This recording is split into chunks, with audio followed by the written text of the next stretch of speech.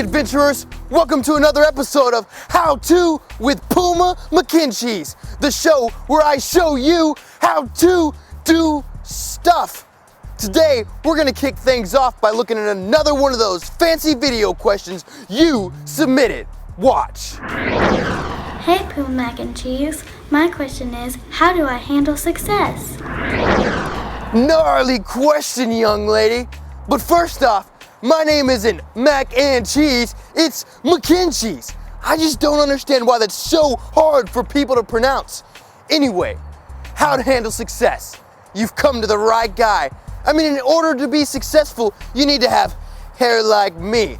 So, grab a broom, a tennis ball, a sponge, and some spaghetti. And assemble like so.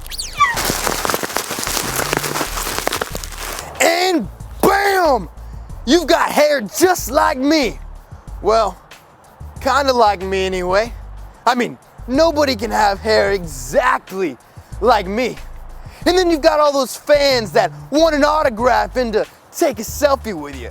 I say, give it to them with grace and gentleness. Hey, here comes a fan right now. Hey man, I know. It's Puma McKincheys. Try and contain yourself. Dude, I don't even know who you are or why in the world you're talking to me. Oh, so you want an autograph? Hey man, no problem. What are you doing? Man. Yeah, there you go. Oh, and you want to look like me? Ah, no problem. Stop it. Oh yeah, you look totally tubular, dude. Dude, I have to go to work and wear this shirt. And when in the world did you put on my head? Cheers, man. Go ahead and get on your way to wherever you were going. Well, guys, that's gonna do it for today with the How To with Puma McKincheys. Hey, Puma? Sorry, it's my boom operator, Jed. Yes, Jed? Sorry. I just don't think that you answered the little girl's question exactly the right way. What do you mean? I showed him how to handle fame and success. You be nice to the little people and you try not to let them annoy you. Well, I think maybe you should have used Paul's approach to dealing with success. Who's Paul? Does he have more fans than me? No, that's who we've been learning about. The Apostle Paul from the Bible. As a matter of fact, I think the kids might be learning a lesson about him today, and it's how to handle success. Perhaps you should listen. Sounds good. Hey, Jed, you look like you could use a new hairdo. How about I grab another broom, tennis ball, and... No thanks. I think we'll pass on that. Why don't we just do the sign off so the kids can learn their lesson from the Apostle Paul about how to handle success, okay? Oh, okay. Well, kids, that's it for today's show. I'll see you next time on How To with Puma McKincheys.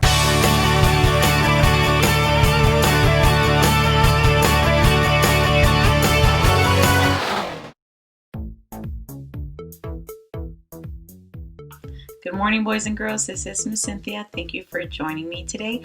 We're going to continue on our series, How To, and today we're going to be learning about how to handle success. And so today's Bible story is found in the book of Acts, chapter 14, 8 through 20. And so Paul had been preaching the good news of Jesus everywhere that he went. So it wasn't uncommon, for God to use Paul to do miracles just like Jesus did.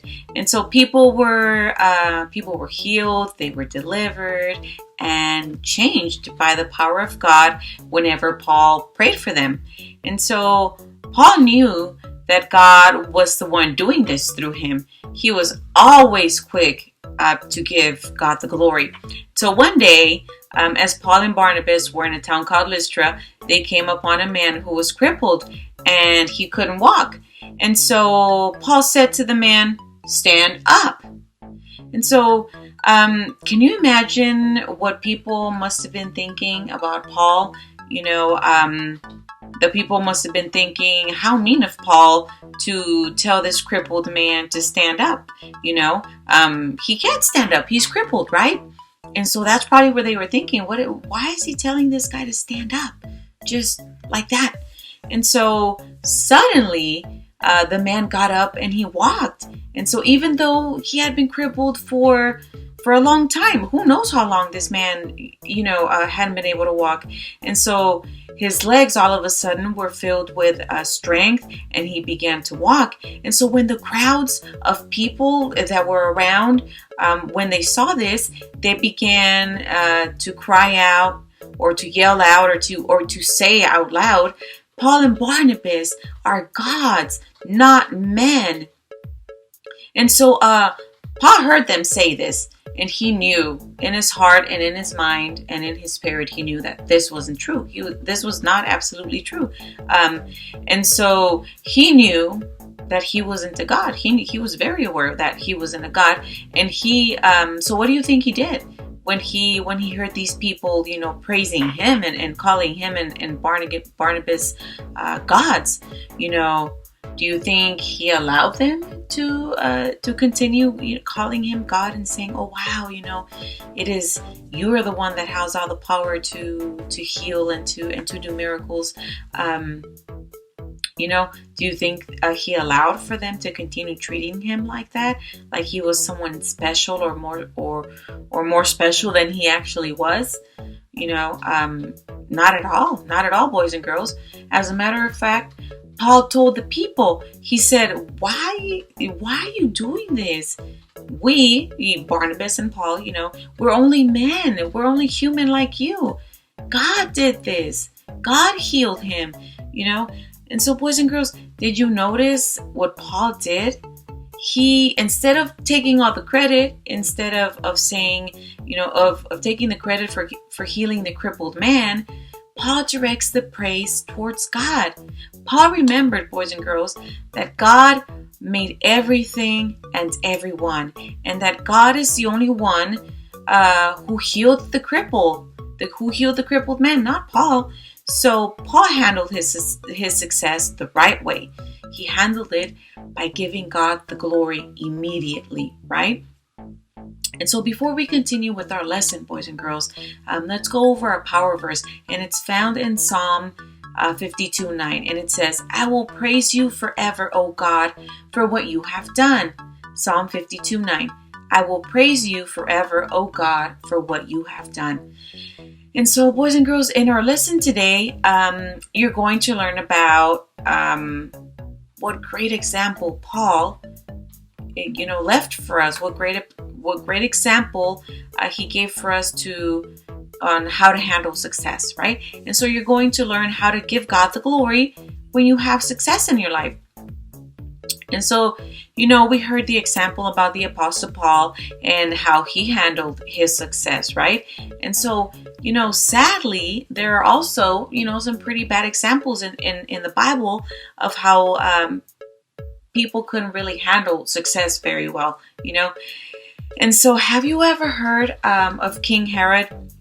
He was the king of Judea, and around the time that Jesus was born.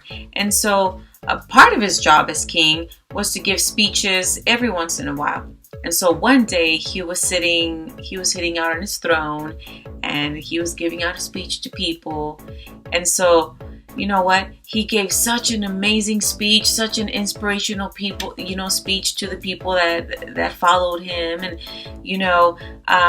that it was such a good speech, that the people of Israel started getting excited. And so they shouted, hey, this is the voice of a God, not man. The speech was so good that people thought that all of a sudden, because of the words that he spoke and what they felt when they heard that speech, that he was a God. And so they started saying that, this king is a God, he's not a man. And so actually, the king let all of these words, praise words go to his head. And so he started believing these things, that they were saying about him, about how great he was and what a great speaker he was, and that he was a God and not man. And so he thought, you know what? If they're saying that about me, then I must really be something, I must be something really special, And so instead of saying that, what he should have been saying was, no way, people. I am not God. There is only one God, and he is in heaven, and I am not him.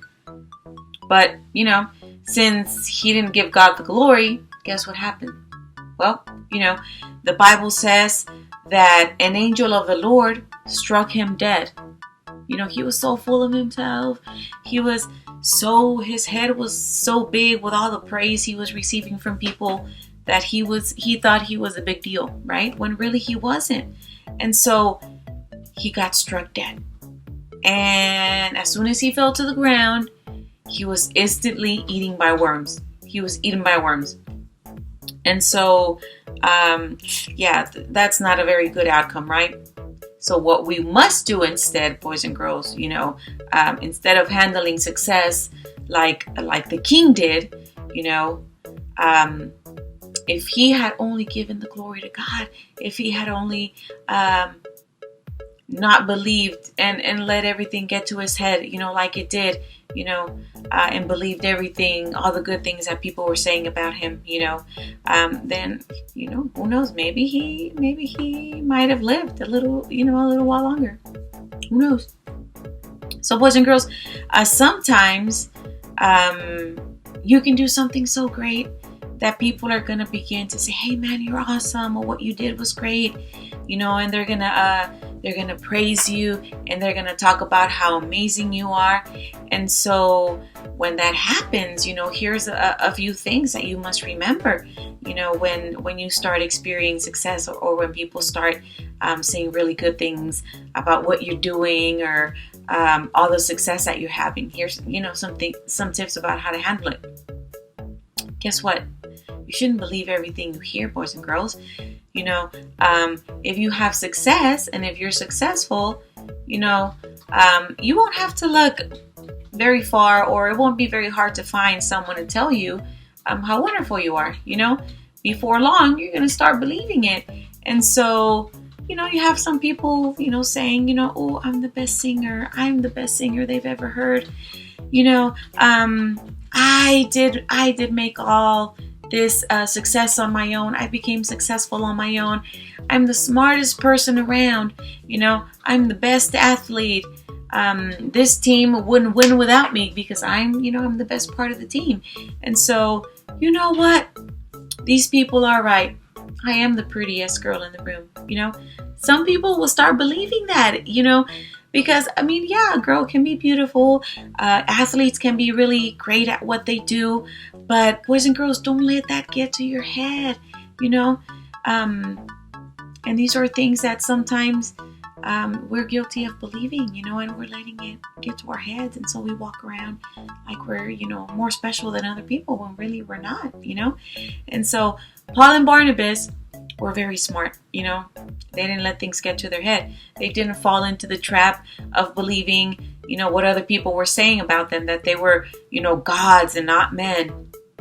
Paul and Barnabas actually didn't let people's ridiculous compliments, because that is ridiculous to say that someone is a god and not man. That is pretty ridiculous, because God is the only God, right? Nothing else, no one else. So that is pretty ridiculous. And so they didn't let it get through their heads.